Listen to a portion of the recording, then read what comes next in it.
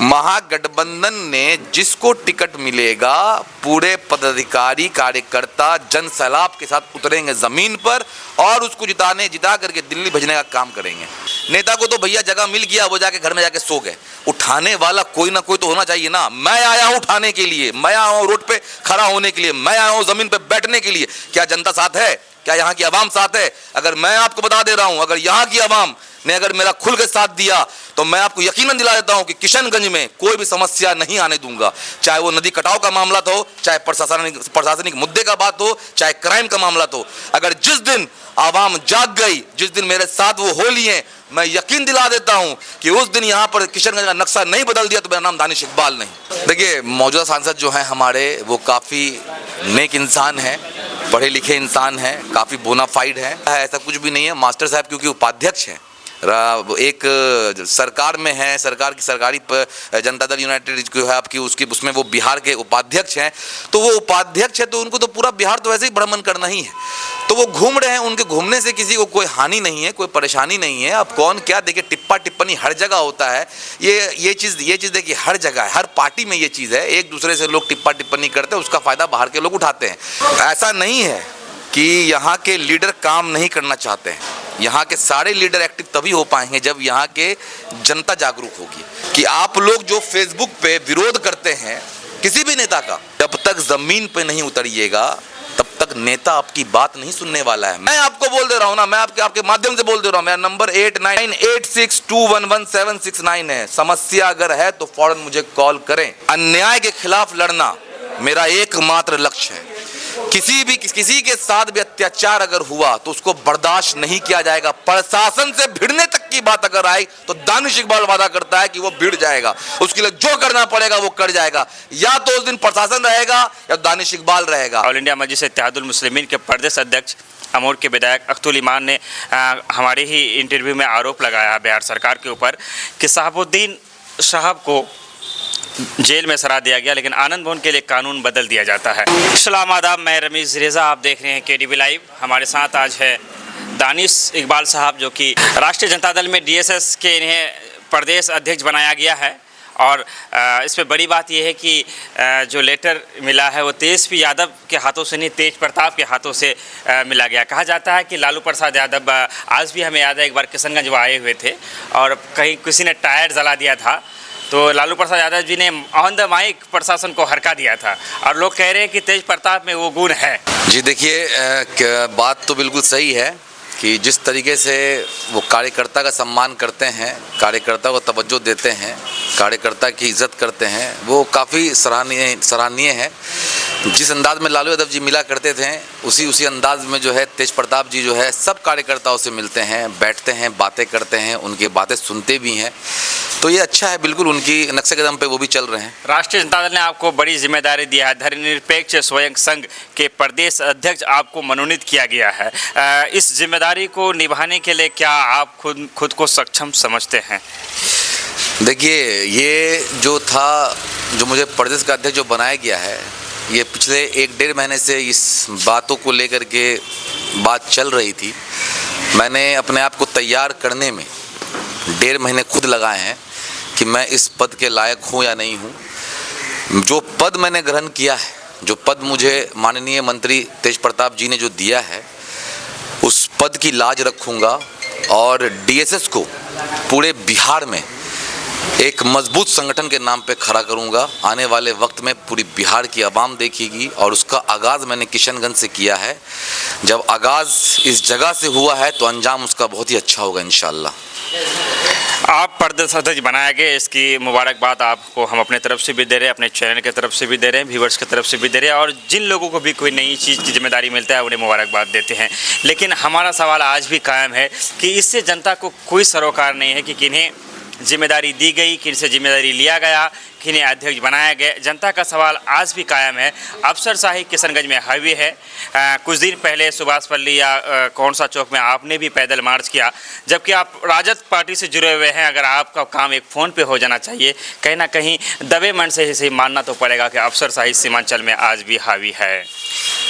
मैं इस बात को भी काटता हूँ। पहले जो ये पैदल मार्च जो मैंने किया था, ये किसी पॉलिटिकल बैनर के तले नहीं हुआ था। ये एक नगर परिषद का एक मामला था, क्योंकि उन्होंने अपने जो है मैनिफेस्टो में ये चीज़ रखी थी कि जिस दिन मैं नगर परिषद का चेयरमैन बनूंगा, मैं गांधी चौक पे गांधी जी की प्रतिमा लगाऊंगा।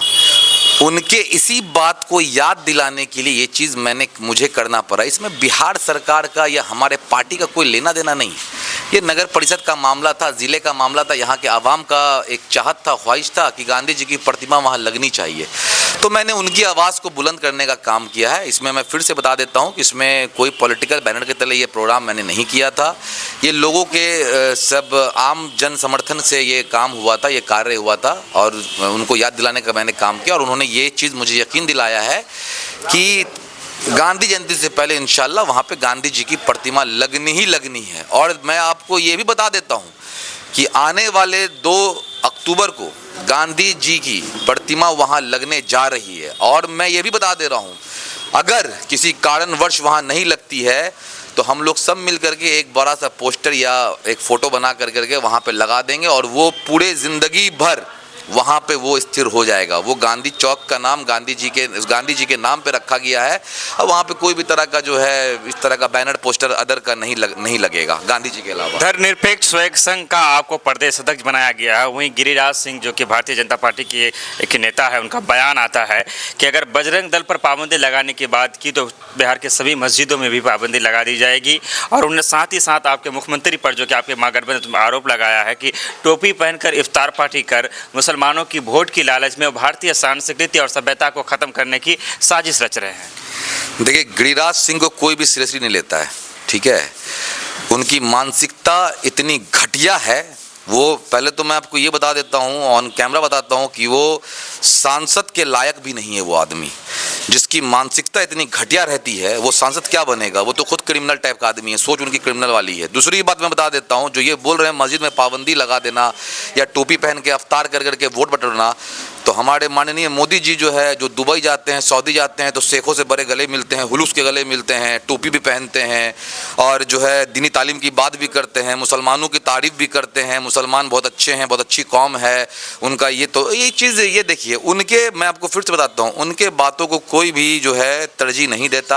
आपको पता होना चाहिए कि वो जब किशनगंज एक बार आए थे तो उन्होंने किशनगंज को मिनी पाकिस्तान कर दिया था, और उसके बाद से उनका तो यहाँ पर आना बहुत समझिए कि पाबंदी की लगा दी गई कि भाई उनके आने के चक्कर में भाजपा वाले की जो वोट खराब होती है, तो अब उनसे लोग परहेज कर रहे हैं, उन्हीं के पार्टी के लोग उनसे परहेज करते हैं, उन्हीं के पार्टी के लोग उनसे परहेज कर रहे हैं। यहाँ पर एक सवाल हम आपसे करना चाहेंगे, आप राष्ट्रीय जनता दल के बड़ी जिम्मेदारी संभाला है आपने। आनंद मोहन का नाम तो आपने सुना ही होगा, उसको बाहर निकालने के लिए सरकार ने कानून में फेरबदल किया। ऑल इंडिया मजलिस इत्तेहादुल मुस्लिमीन के प्रदेश अध्यक्ष अमोर के विधायक अख्तुल ईमान ने हमारे ही इंटरव्यू में आरोप लगाया बिहार सरकार के ऊपर कि शहाबुद्दीन साहब को जेल में सरा दिया गया, लेकिन आनंद मोहन के लिए कानून बदल दिया जाता है। वो सिर्फ इसलिए कि नाम एक का मुसलमान था, जबकि शहाबुद्दीन का राष्ट्रीय जनता दल को जब ज़रूरत पड़ती थी, राष्ट्रीय जनता दल ने शहाबुद्दीन का भरपूर फ़ायदा उठाया। लेकिन आज शहाबुद्दीन का नाम लेने से राष्ट्रीय जनता दल पीछे हटती है। शहाबुद्दीन के नाम के आगे माफिया तो जोड़ा जाता है, क्या आनंद मोहन के नाम के आगे भी माफिया जोड़ा जाएगा? देखिए, पहले तो मैं आपको ये क्लियर कर देता हूँ कि शहाबुद्दीन के आगे माफिया कौन जोड़ रहा है, इस बात की मुझे इल्म तो नहीं है। दूसरी बात, ये चीज़ बिल्कुल सरासर गलत है कि राजद शहाबुद्दीन के नाम से कतराती है। अगर ऐसा होता तो शादी में, बारात में माननीय हमारे उप मुख्यमंत्री तेजस्वी यादव जी उनके गाड़ी में बैठ करके बारात में जाते नहीं, उनके शादी में शरीक होते नहीं, पूरे राजद के परिवार उनके शादी में शरीक हुए थे। तो इस बात को मैं यहीं पे खंडन कर देता हूं कि ये चीज़ बिल्कुल सरासर गलत है कि राजद कभी भी अपना पल्ला झाड़ा है शहाबुद्दीन साहब से। शहाबुद्दीन साहब की हस्ती किसी से छुपी नहीं है। वो क्या कद रखते थे, क्या औहदा रखते थे, पूरे बिहार के लोग जानते हैं। उनका क्या कद था, क्या औहदा था, राजद पार्टी जानती है। लालू यादव के दिल में वो जिंदगी भर हैं, और जब तक लालू यादव जी हैं, राजद परिवार है, शहाबुद्दीन हमेशा जिंदा उन लोगों के दिल में रहेंगे। 2024 लोकसभा चुनाव महागठबंधन पूरी मजबूती के साथ हर जगह लड़ने का तैयारी में भी है और होना भी चाहिए, ताकि भारतीय जनता पार्टी को अगर शिकस्त देना है तो महागठबंधन को मजबूत होना पड़ेगा। लेकिन आपके किशनगंज के दो बड़े नेता जो कि मौजूदा सांसद है और जनता दल प्रदेश अध्यक्ष के उपाध्यक्ष, एक अंदर खाने लड़ाई चल रही है। अब बहुत जल्द ये लड़ाई सार्वजनिक भी हो जाएगी, चूँकि हमारे ही चैनल से आपको बयान देखने को मिलेगा कि अगर नकारे लोगों को टिकट दिया जाता है तो जनता किसी का गुलाम नहीं है। तो महागठबंधन की लड़ाई का फायदा जाहिर सी बात है विपक्षी पार्टियों को मिलेगा। देखिए, ये लोकतंत्र है, सबकी अपनी अपनी इच्छा होती है, सबकी ख्वाहिश है, मेरी भी खुद की ख्वाहिश है, मैं भी विधायक बनूं, मंत्री बनूं, सांसद बनूं। तो ख्वाहिश दिल में रखना अच्छी बात है, बिल्कुल ये लोकतंत्र है, आप बिल्कुल उस चीज़ के मैं भी समर्थन में हूं। लेकिन जहां तक गठबंधन का मामला आता है, मैं आपको ये चीज़ बिल्कुल आपको श्योर करा देता हूं कि गठबंधन जिसको भी टिकट देगी, पार्टी के सारे पदाधिकारी, सारे कार्यकर्ता जो है ज़मीन पर उतरने का काम करेंगे और महागठबंधन के कैंडिडेट को जिताने का भी काम करेंगे। ये चीज़ अंदरूनी कला जो भी है, लेकिन मुझे तो कभी आज तक नहीं दिखा है, ऐसा कुछ भी नहीं है। मास्टर साहब क्योंकि उपाध्यक्ष हैं, एक सरकार में है, सरकार की सरकारी जनता दल यूनाइटेड जो है आपकी उसमें वो बिहार के उपाध्यक्ष हैं। तो वो उपाध्यक्ष है तो उनको तो पूरा बिहार तो वैसे ही भ्रमण करना ही है, तो वो घूम रहे हैं, उनके घूमने से किसी को कोई हानि नहीं है, कोई परेशानी नहीं है। अब कौन क्या देखिए, टिप्पा टिप्पणी हर जगह होता है, ये चीज़ देखिए हर जगह है, हर पार्टी में ये चीज़ है, एक दूसरे से लोग टिप्पा टिप्पणी करते हैं, उसका फ़ायदा बाहर के लोग उठाते हैं। लेकिन मैं यहाँ पे इस चीज़ को काटने का काम करता हूँ। मैं आपको ये चीज़ को बिल्कुल यकीन दिला देता हूँ कि महागठबंधन ने जिसको टिकट मिलेगा, पूरे पदाधिकारी कार्यकर्ता जन सैलाब के साथ उतरेंगे ज़मीन पर और उसको जिता करके दिल्ली भेजने का काम करेंगे। चूँकि तेज प्रताप यादव के हाथों से आप लेटर लिए हैं और तस्वीरों में जो हमने देखा, तेज प्रताप के बारे में कहा जाता है कि वो बड़े जुझारू हैं। अगर लालू प्रसाद यादव के नक्शे कदम पर कोई चल रहे हैं तो वो तेज प्रताप यादव है। और कहना कि इस बात को मैं भी व्यक्तिगत तौर पर करूँ तो मैं इस बात को मानता हूँ। लेकिन वहीं तेजस्वी यादव की अगर बात करें तो उन्हें वो राजनीति से पीछे धकेल रहे हैं, क्योंकि स्वास्थ्य मंत्री पहले वो हुआ करते थे, उसके बाद अब उन्हें जो मंत्रालय दिया गया है वो मंत्रालय उनसे नीचे पायदान पर आता है। तेज प्रताप यादव को उन्हीं के ही लोग, अगर खुलकर कहा जाए, तेजस्वी यादव नहीं चाहते हैं कि तेज प्रताप आगे बढ़े। देखिए, ये सरासर गलत है। कोई भी भाई दूसरे भाई का पैर नहीं खींचेगा। ये चीज़, ये विपक्षी दलों की चाल है। ये चीज़ गुमराह करने, मतलब बिहार की आवाम को गुमराह करने के लिए ये सब चीज़ षड्यंत्र रचते हैं। पहली बात तो मैं आपको ये बताता हूँ, इसमें तेजस्वी यादव जी क्या करेंगे, ये पार्टी आला कमान का चीज़ फैसला होता है। और पार्टी आला कमान हमारे जो है राजद के, राष्ट्रीय जनता दल के जो राष्ट्रीय अध्यक्ष है वो माननीय लालू प्रसाद यादव जी हैं। तो पार्टी आला कमान जो भी फैसला करेगा, जिसको जो भी मंत्रालय मिलेगा उसको वो मिलना है। इसमें तेजस्वी यादव जी का कहीं पे कोई रोल नहीं है। अगर ये चीज़ कोई भी भ्रमित कर रहे हैं तो मैं आपके माध्यम से ये चीज़ काट करने का काम करता हूँ कि आपने देखा होगा कि हर फंक्शन में, हर पार्टी फंक्शन में या कोई भी ऐसा कार्यक्रम होता है, तेजस्वी यादव तेज प्रताप जी के जो छोटे भाई हैं, हमेशा उनके पैर छू करके उनका आशीर्वाद लेते हैं। आज भी उनको वही मान सम्मान, वही इज्जत देते हैं। तो ये साफ दिखता है कि उनकी क्या इज्जत उनके दिल में है, उनका क्या रिश्ता उनके दिल में है। तो ये सब चीज़ बिल्कुल फालतू की बात है कि इस तरह का कोई भी जो है ये अफवाह फैलाता है कि उनके लिए जगह नहीं है या उनको पीछे ढकेलने का काम कर रहा है। तेज प्रताप जी बहुत ही सक्रिय नेता हैं, बहुत ही जुझारू नेता हैं।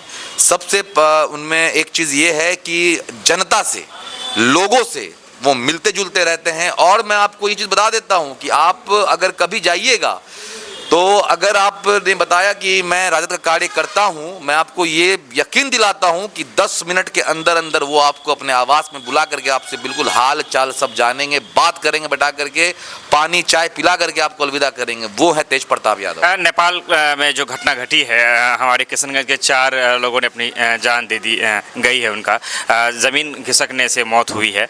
और कुछ दिन, 2-4 दिन पहले गया के 4 मजदूर थे जो लुधियाना के सरजमीन पर थे। गैस रिसाव होता है, कुछ जहरीला गैस, वहाँ से मौत हो जाती, सारी चीज़ें हैं। अब बिहार के लोग कब तक दूसरे राज्यों में मजदूरी करेंगे और यूं ही मरते रहेंगे? सरकार आपकी है, सरकार से जुड़े हुए लोग हैं। देखिए, मैं आपको एक चीज़ फिर से अभी दोबारा यकीन दिला देता हूँ कि जब सरकार में राजद गठबंधन में आई थी, और आपको याद होगा कि जो बीते हुए इलेक्शन में जो राजद की सरकार बनते बनते रह गई थी, तो उन्होंने जो घोषणा किया था माननीय उप मुख्यमंत्री तेजस्वी यादव जी ने, उन्होंने कहा था कि कैबिनेट की पहली मीटिंग में कलम के पहले हस्ताक्षर से 10 लाख नौकरियां वो देने का काम करेंगे। और जब दोबारा सरकार में आए, आज वो डिप्टी सीएम है, लेकिन फिर भी सीएम के साथ मिल करके हमारे जो नीतीश कुमार जो मुखिया है बिहार के, उनके साथ कदम से कदम मिला करके नौकरियां देना उन्होंने स्टार्ट कर दिया है। अपने वादों पे वो खरा होना शुरू कर दिया। और मैं आपको यकीन दिला देता हूं कि आने वाला वक्त बिहार की जनता देखेगी, बिहार के अवाम देखेंगे, यहाँ के लोग देखेंगे कि इंशाअल्लाह आने वाला वक्त में ये होगा कि बिहार के कोई भी गरीब मजदूर को बिहार से बाहर जाने के दरकार नहीं होंगे, उनको रोजगार यहीं पर मिलेगा। बहुत सारे इंडस्ट्रियल पे अभी यहाँ बैठाने का प्लान चल रहा है, उस पर बात चल रही है और बहुत जल्दी वो चीज़ ज़मीनी स्तर पे आएगी। मेरा तो कहना ये है कि जब भाजपा ने जो अपना मैनिफेस्टो दिया था, उन्होंने क्या कहा था? सबसे पहले उन्होंने कहा था कि बिहार को जो है प्रथम राज्य का दर्जा देना है। आज तक उस पर कोई बात नहीं हुई। आज मानना चाहेंगे सीमांचल के मुद्दों पे, जब सीमांचल के कुछ विधायक राजद में ज्वाइन हो रहे थे, तेजस्वी प्रसाद यादव जो कि उप मुख्यमंत्री है, उनका बयान था कि सीमांचल आयोग का गठन किया जाएगा और इसके तहत सीमांचल के मसलों को देखेंगे, स्पेशल चीज़। और दूसरी बात यह है कि हमारे यहाँ के लोकल नेताओं में, चाहे वो किसी भी पार्टी से हो, जीते हुए विधायक हो, जीते हुए सांसद हो या हारे हुए विधायक हो, हारे हुए सांसद हो या किसी पार्टी के जिला अध्यक्ष हो या बड़े लेवल के नेता हो, कि खूबी एक है कि जब बरसात का मौसम आता है तो हमारे सीमांचल के कई इलाके, बहादुरगंज से निसंदरा और भी बहुत सारे जगह हैं, वो बाढ़ के चपेट में होते हैं, मटियारी इत्यादि बहुत सारे ऐसे गाँव में, नाम सबका नहीं लेना चाहूँगा। तो जब बरसात आती है हम लोग वहाँ पहुँचते हैं, नदी कटौन का करते हैं और फोटो लेते हैं, लेकिन बरसात के आने से पहले बरसात की तैयारी अगर की जाए, जो नेता बरसात के समय वहाँ पहुँचते हैं, अगर अभी लोग पहुँचना शुरू करें तो मैं समझता हूँ कि शायद हमारी जनता को कुछ इसका फ़ायदा मिल सके। एक एक करके जवाब दूंगा मैं आपके सारे सवालों का। पहला तो मैं आपको ये बता देता हूँ कि 141 ब्रिज किशनगंज में पास हुआ है। आपको मैं बता देता हूँ 141 ब्रिज जो है किशनगंज में पास हुआ है और बहुत जल्दी उसका टेंडर भी होगा और उस कार्य को आप लोग करते हुए भी देखेंगे। दूसरा मैं आपको ये बता देता हूँ कि अफसोस भी लगता है और निराश भी हूँ कि ऐसा नहीं है कि यहाँ के लीडर काम नहीं करना चाहते हैं। यहाँ के सारे लीडर एक्टिव तभी हो पाएंगे जब यहाँ के जनता जागरूक होगी। आप देखिएगा हर एक लोग, मैं आपके माध्यम से बहुत कड़ा संदेश दे रहा हूँ, ठीक है, आपके माध्यम से जितने भी यूथ है खास करके मैं उसके लिए संदेश दे रहा हूँ कि आप लोग जो फेसबुक पे विरोध करते हैं किसी भी नेता का, चाहे वो कोई भी हो, चाहे मैं हूं या कोई भी XYZ हो, उससे कोई मतलब नहीं है, कोई परेशानी नहीं, लोकतंत्र है, खुल के विरोध कीजिए। लेकिन जब तक जमीन पे नहीं उतरिएगा तब तक नेता आपकी बात नहीं सुनने वाला है। मैं बता दे रहा हूं, रमजान के महीने में धूप में रोजे की हालत में मेरी पूरी टीम हर जगह पर जा के नुक्कड़ सभा किया, लोगों को जागरूक किया। उसके बाद पैदल मार्च निकाले गांधी जी की प्रतिमा के लिए और फेसबुक पे ही लोग समर्थन देते हैं, फेसबुक पे ही। अरे आप लोग कहते थे कि सीमांचल में, मैं बता दे रहा हूं कि अभी तक मास लीडर नहीं हो पाया है। सीमांचल में कोई मास लीडर नहीं है। सीमांचल में मैं बता दे रहा हूं आपको, बहुत शर्म की बात है। और मास लीडर होने का इसमें सबसे बड़ा दोष यही है पब्लिक का। जब तक जनता मतलब जागेगी नहीं, जनता नेता को पोक नहीं करेगी, तब तक कैसे नेता काम करेगा? आप खुद सोचने वाली बात है ना। नेता को तो भैया जगह मिल गया, वो जाके घर में जाके सो गए। उठाने वाला कोई ना कोई तो होना चाहिए ना। मैं आया हूं उठाने के लिए, मैं आया हूं रोड पे खड़ा होने के लिए, मैं आया हूं जमीन पे बैठने के लिए। क्या जनता साथ है? क्या यहाँ की आवाम साथ है? अगर मैं आपको बता दे रहा हूं, अगर यहाँ की आवाम ने अगर मेरा खुल के साथ दिया तो मैं आपको यकीनन दिला देता हूं कि किशनगंज में कोई भी समस्या नहीं आने दूंगा। चाहे वो नदी कटाव का मामला हो, चाहे प्रशासनिक मुद्दे का बात हो, चाहे क्राइम का मामला हो। अगर जिस दिन आवाम जाग गई, जिस दिन मेरे साथ वो हो लिए, मैं यकीन दिला देता हूं कि उस दिन यहाँ पर किशनगंज का नक्शा नहीं बदल दिया तो मेरा नाम दानिश इकबाल नहीं। आपने कहा कि हमारे किशनगंज में कोई अब तक मास नेता पैदा नहीं हुआ है। राष्ट्रीय जनता दल से आप हैं। किशनगंज लोकसभा की बात करें तो 3 विधायक राष्ट्रीय जनता दल से है, 1 विधायक कांग्रेस से है। फिर मास नेता के लिए क्या हम भारतीय जनता पार्टी की ओर देखें? मैं अभी आपको वही बता दे रहा हूं कि आप जो ये बात कहीं किसी के पास नहीं है। भाजपा के पास भी चले जाइएगा ना तो उनके पास भी नहीं है मास लीडर। अगर भाजपा के पास भी जाते हैं आप, अगर भाजपा का भी विधायक और सांसद बन जाएगा तो उनके पास भी मास लीडर नहीं है। मैं आपको फिर से मेरा कहने का मतलब आप समझिए कि लोग यहाँ पे समर्थन भी करते हैं या लोग यहाँ पे विरोध भी करते हैं तो फेसबुक पे करते हैं, सोशल मीडिया पे करते हैं। लेकिन अगर उनके कहने पे कोई बंदा, कोई आदमी, कोई नेता जमीन पर आ रहा है तो उसके पीछे 2 से 3 आदमी खड़े होते हैं। वो 2 और 3 आदमी लेकर के वो क्या कर सकेगा आप बताइए। मैं बता दे रहा हूं, मैं बोल तो रहा हूं ना कि जब मैंने गांधी जी की प्रतिमा पे आवाज उठाई, ठीक है, मुझे बहुत समर्थन मिला, लोगों का बहुत समर्थन मिला, बहुत सारे कमेंट्स आए, बहुत सारे लोगों ने बोला हाँ मैं साथ हूँ, मैं साथ हूँ, मैं साथ हूँ। लेकिन अफसोस की बात है कि धरातल पे मात्र 15 से 20 लोग मेरे साथ खड़े रहे। अफसोस की बात है। ये सेम हाल आपका भाजपा का भी होगा, भाजपा के पास भी वही होगा, भाजपा का भी लोग विरोध करेंगे। मेरे कहने का बस एक ही चीज मतलब है आपके माध्यम से कि अगर मास लीडर अगर आप बनाना चाहते हैं तो आप जनता को पब्लिक के बीच में आना पड़ेगा, मतलब ये रोड पर आना पड़ेगा, लोगों के बीच में आना पड़ेगा। नेता तैयार है, मैं आपको बोल दे रहा हूं ना, मैं आपके माध्यम से बोल दे रहा हूं। मेरा नंबर 8986211769 है। समस्या अगर है तो फौरन मुझे कॉल करें। ये अच्छी बात लगी कि आपने अपना नंबर सार्वजनिक कर दिया, ये कि बेहतर पर लगा, जिसकी मैं आपकी प्रशंसा करना चाहूँगा। मैं सवाल भूल रहा हूँ।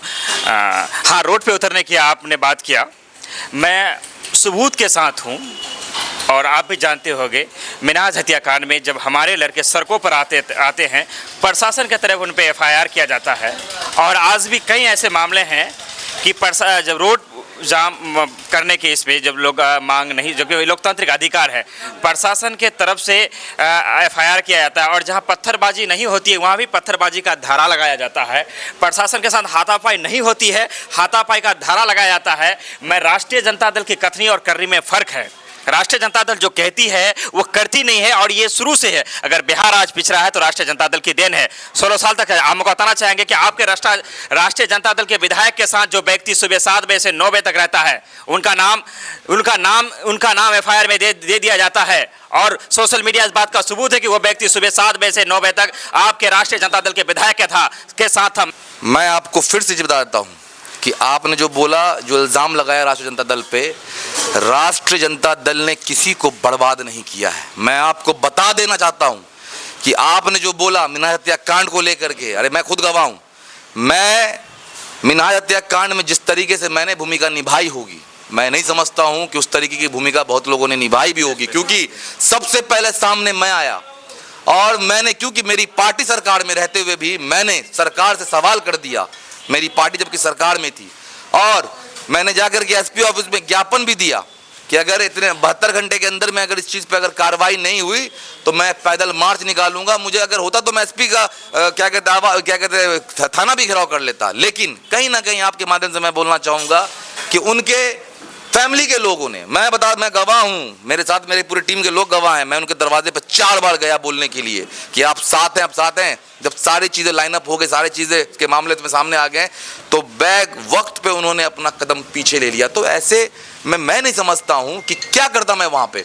दूसरी बात, आपने जो बोला कि FIR की जो बात हुई या रोड जाम करने में प्रशासन दबाव कर देता है या इल्ज़ाम लगा देता है, मैं व्यक्ति सुबह 7 बजे से 9 बजे तक आपके राष्ट्रीय जनता दल के विधायक के साथ रहा, उनके तमाम पोस्टों में सोशल मीडिया पर है। लेकिन प्रशासन की हिमाकत कहिए या अफसरशाही की बेलगाम चीज़ें कहिए या राष्ट्रीय जनता दल की जो निकम्मी महागठबंधन की निकम्मी सरकार है उसकी नाकामी कहिए कि जो व्यक्ति सुबह 7 बजे से रात 9 बजे तक आपके विधायक के साथ रहता है, प्रशासन उनका भी नाम दे देता है। ऐसे झूठे मुकदमा करने वाले प्रशासन को क्या तेजस्वी प्रसाद अगर सही माने में लालू प्रसाद के ही पुत्र है, लालू प्रसाद यादव आज जो उनकी सेहत है अगर सही होते तो मैं समझता हूं कि आज के आज वो सस्पेंड हो जाते हैं।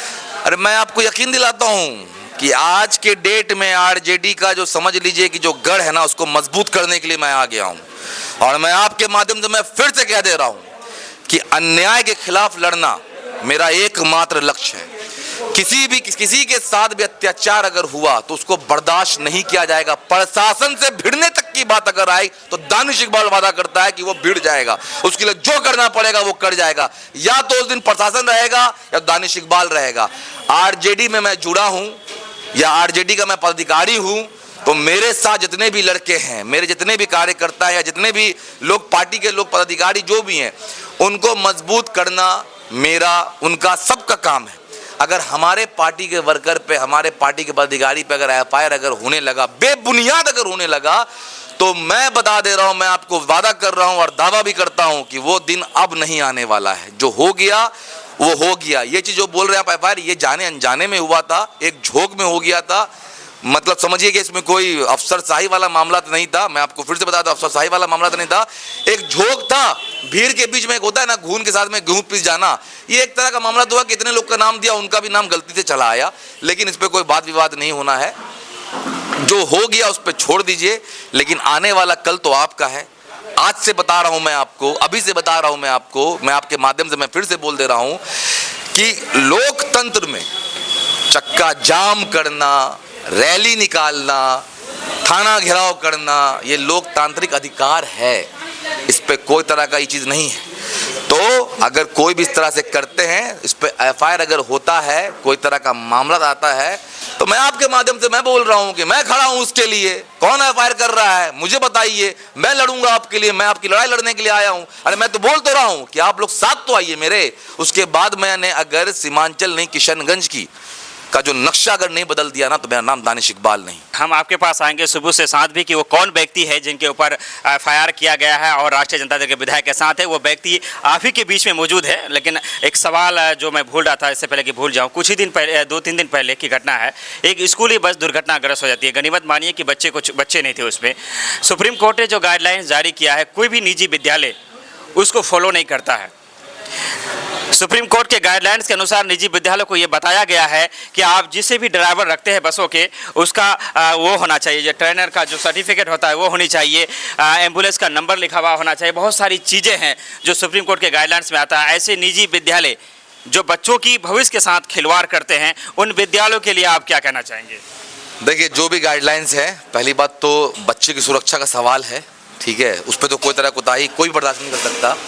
मैं भी संस्था चलाता हूँ, ठीक है, और ये चीज़ का मैं भी एहतियात रखता हूँ कि जो भी ड्राइवर हैं वो फुल ट्रेंड होने चाहिए।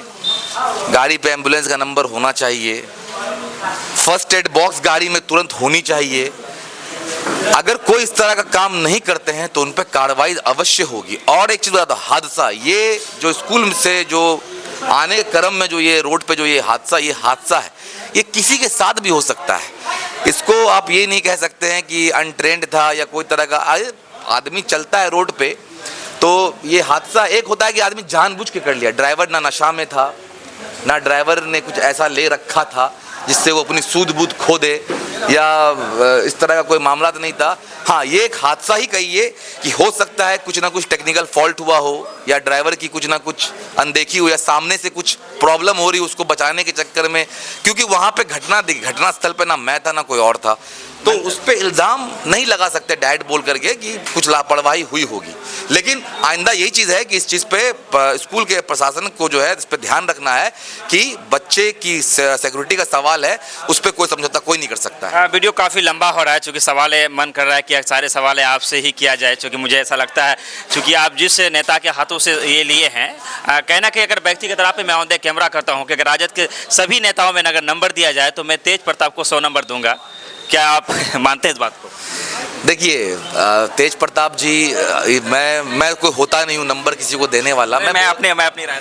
हाँ, आप अपनी राय है, ठीक है, और मैं मतलब जो बात हकीकत है कि मैं कोई नहीं होता, मैं तो एक मामूली सा कार्यकर्ता हूँ जिनको इतना बड़ा सम्मान तेज प्रताप ने दिया मेरे नज़र में, तो समझिए कि मेरे समझिए कि वो एक तरह से जो है आदर्श है।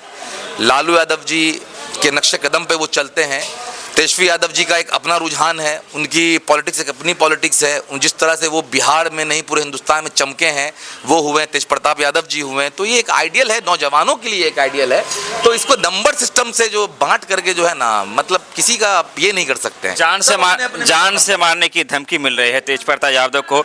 स्वर्ण सेना ने मंत्री तेज प्रताप को चेतावनी दिया और कहा है जो बागा बागेश्वर का विरोध करेगा वो सलामत नहीं बचेगा। इस धमकी को क्या कहना चाहेंगे? इस धमकी को आप कहते हैं कि राजद आने के बाद जंगल राज हो गया है।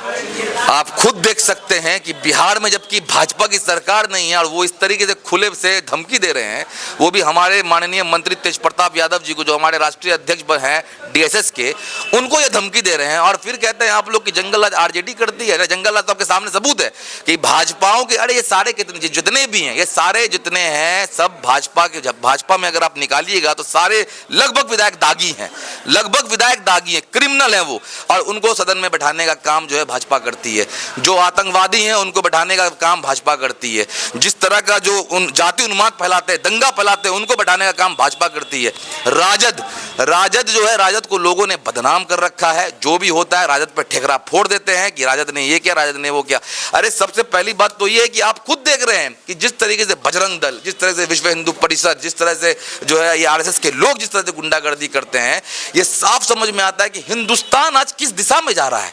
मैं आपको ये चीज बता देता हूं कि जो नफरत फैला रहे हैं ये बजरंग दल के लोग, ये विश्व हिंदू परिषद के लोग, ये आरएसएस के लोग, डीएसएस उसी के तर्ज पे काम करेगी। और हम लोग यहाँ पर सेकुलर थे, सेकुलर हैं और सेकुलर रहेंगे। और जहां जहां भी ये इस तरह का हरकत अगर करेंगे तो उनके लिए सामने में पूरा डीएसएस की सेना खड़ी रहने का काम करेगी। अब आखिर में सवाल करना चाहेंगे, बंद करना चाहेंगे, चूँकि कहीं आपको निकलना भी है। जानना चाहेंगे कि आप लोग उस जगह पर जा रहे हैं जहाँ 4 लोगों की जान गई है दिगल बैंक के, वहाँ जाने के पीछे क्या मकसद है? देखिए, क्योंकि वो भी किशनगंज क्षेत्र के हैं, हमारे लोकसभा मतलब हमारे किशनगंज जिला के हैं और हमारे अपने हैं। आज उनके दुख में अगर हम शरीक नहीं हुए तो फिर ऐसे से कोई फायदा नहीं है। एक होता है कि देखिए, आदमी कुछ कर किसी के नहीं सकता है, लेकिन किसी के दुख और सुख में अगर शरीक हो गया तो उसके लिए वही बहुत हो गया। मैं जा रहा हूं, उनसे मिलूंगा, देखूंगा, मेरे मुताबिक अगर उनके लिए कोई सहायता अगर हो सके, जो मैं कर सकूं, मैं बिल्कुल उसके लिए तैयार हूं। या उनकी आवाज़ को अगर बिहार सरकार तक पहुंचानी हो, मैं उसके लिए भी तैयार हूं। उनकी आवाज़ को तेज प्रताप जी के पास पहुंचानी हो तो मैं उनके लिए भी तैयार हूँ। 2024 के लिए क्या मैसेज देना, क्या सोच है, या फिर क्या कुछ कहना चाहेंगे? देखिए, मौजूदा सांसद जो हैं हमारे, वो काफ़ी नेक इंसान हैं, पढ़े लिखे इंसान हैं, काफ़ी बोनाफाइड हैं। और सबसे बड़ी मजलिस इत्तेहादुल मुस्लिमीन भी काफ़ी मजबूती के साथ यहाँ पर सक्रिय है। क्या लगता है कि इस बार कांग्रेस को अभी का जो मामला, देखिए मैं आपको साफ साफ बता दे रहा हूँ ना, यहाँ पे अगर आप एक धर्म को लेकर के चलेंगे तो यहाँ पे फिर से वही होगा कि हिंदू मुसलमान वो नहीं करना है। हमें यहाँ पे अभी हमारा मेन मकसद बस यही है कि भाजपा को यहाँ से भगाना है। हिंदुस्तान से जो है, हिंदुस्तान की जो हुकूमत पे जो अभी वो विराजमान है, उनसे उनको उखाड़ के फेंकना है। इसके लिए हम सब विपक्षी टीम जितने भी हम लोग सब एक हो गए हैं। और अभी जो मौजूदा सांसद हैं वो भी अच्छा कार्य कर रहे हैं, वो भी अच्छे इंसान हैं। उनमें कहीं उनसे ऐसा नहीं है कि कोई हिंदू नफरत करता है, कोई मुसलमान नफरत करता है। वो एक ऐसी छवि बना के रखे हैं कि हिंदू मुसलमान सिख ईसाई जो भी हैं सब उनको लेके चलते हैं, सब उनको मानते भी हैं, वो भी सबको मानते हैं।